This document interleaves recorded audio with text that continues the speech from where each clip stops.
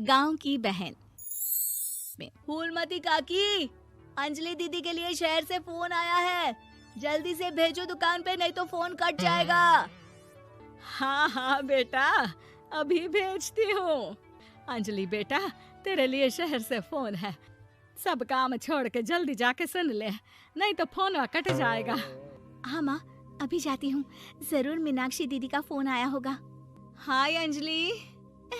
नमस्ते दीदी, मेरा मतलब हाय, कैसी हो आप? यहाँ तो सब ठीक है। मामा मामी कैसे हैं? तू कैसी है? मेरे तो एग्जाम्स होने वाले हैं, हर रोज कॉलेज जाना पड़ता है, lectures, extra classes, private coaching. ओ मैं तो इतना थक जाती हूँ, क्या बताऊँ। आपकी कॉलेज वाली बहन जी आपको इतना पढ़ाती है, तो घर कब जाती हैं आप दीदी?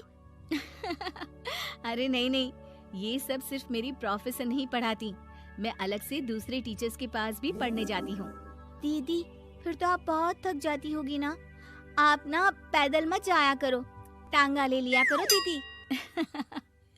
नहीं मेरी भोली बहन, ना मैं पैदल जाती हूँ, ना ही यहाँ टांगा मिलता है, मैं बस से जाती हूँ और थोड़ी दूरी के लिए रिक्शा ले लेती हूँ। सच्ची? वहाँ पर टांगे नहीं बस चलती है? वाह, वो भी हर रोज? हमारे गांव में भी बस आती है, दिन में 2 बार। यही तो खास बात है शहर की, यहाँ बसें पूरा दिन दौड़ती हैं सड़कों पर, और सिर्फ बसें ही नहीं, कार, स्कूटर और ट्रक भी, और तो और थोड़ी दूरी पर तो हवाई जहाज भी है, जहाँ से हवाई जहाज आसमान में उड़ते हैं। अच्छा दीदी, मैं फोन रखती हूँ, बुआ जी फूफा जी को मेरा नमस्ते कहना। हाँ माँ, हम लोग शहर में क्यों नहीं रहते? बुआ जी, फूफा जी और मीनाक्षी दीदी तो शहर में ही रहते हैं। अरे क्योंकि तेरे बुआ जी की शादी शहर में हुई थी, इसलिए बेटा। शादी से पहले वो भी तेरे पापा और दादा दादी के साथ गांव में ही रहती थी। तो फिर बा, मुझे शहर भेज दो ना, मैं भी शहर देखना चाहती हूँ। इतनी बार मीनाक्षी दीदी से शहर के बारे में सुन चुकी हूँ, अब मैं भी वहाँ जाकर देखना चाहती हूँ। बस आप मुझे शहर भेज दो। ठीक है, इस बार गर्मियों की छुट्टियों में कुछ दिन रह आना शहर, अपनी बुआ के घर। अब तो खुश ना? हाँ माँ, बहुत खुश। आप देखना मैं शहर जाके कितने मजे करती हूँ। अंजलि अगले दिन स्कूल जाती है और वहाँ अपने सारे दोस्तों को अपने शहर जाने की बात बताकर चिढ़ाती है। अरे श्रद्धा, शीतल, सरोज, तुम लोग इन गर्मियों की छुट्टियों में कहाँ जा रही हो? एकादशी वाले गांव के मेले में। हम तो दूसरे गांव में नानी के घर जाएंगे, उनका घर नहर के किनारे है, बड़ा मजा आएगा। हम इस बार कहीं नहीं जा रहे, बल्कि हमारे घर में रहने के लिए मेहमान आएंगे। और तू? अरे मेरा क्या है, मैं तो बस पास वाले शहर जा रही हूँ, अपनी बुआ जी के घर, वहीं रहूंगी कुछ दिन। तुम लोग चिंता मत करना, मैं चिट्ठी लिखूंगी तुम सबको वहाँ से। पापा मुझे तो चक्कर आ रहे हैं, जी घबरा रहा है। बेटा, शहर आने की जिद भी तो तूने ही की थी, अब पहली बार बस में चढ़ी है तो यही होना था, भुगतो अब। अरे मामा जी, अंजलि, आप लोग आने से पहले बता तो देते, मैं लेने आ जाती बस स्टैंड तक।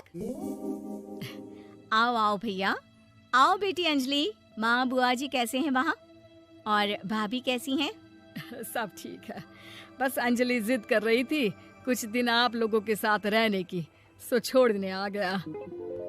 दीदी, आप मुझे शहर घुमाने ले जाओ ना, मुझे भी शहर देखना है। हाँ हाँ चल, तैयार हो जा जल्दी से।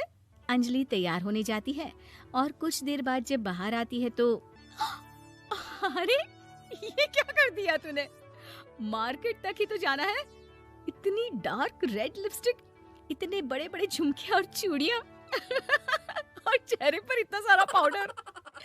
मेरी बहन, ऐसे नहीं चलेगा, जा और ये सब हटा के आ।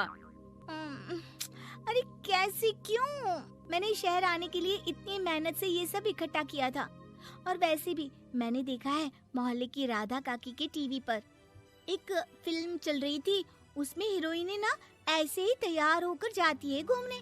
सब पता है मुझे, मैं तो ऐसे ही जाऊंगी दीदी।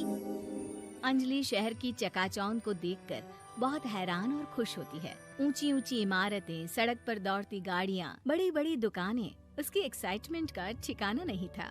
दीदी, ये छोटा सा कमरा सड़क के किनारे क्यों रखा है? इसमें कौन रहता होगा? ये कमरा नहीं, पीसीओ है, पीसीओ।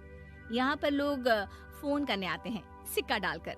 ओ, हमारे गांव में तो दुकान पे ही जाते हैं बात करने। अच्छा चल, तुझे रेस्टोरेंट में खाना खिलाने ले चलती हूँ। Excuse me, 2 plate noodles please and 2 Cola. Meenakshi को ऑर्डर प्लेस करते हुए अंजलि बहुत ध्यान से देखती है और थोड़ी ही देर में ऑर्डर लेकर वेटर आ जाता है और खाना टेबल पर रख देता है। अरे, ये लंबी लंबी सेवइयाँ खाते कैसे हैं दीदी? और इसके साथ कोई अचार, प्याज, मूली कुछ भी नहीं दिया, बस ये छोटा सा पेट खुजाने वाला दे दिया है। गांव में तो छोटे छोटे चावल ही होते हैं जो कि हाथ से ही खा लेती हूँ।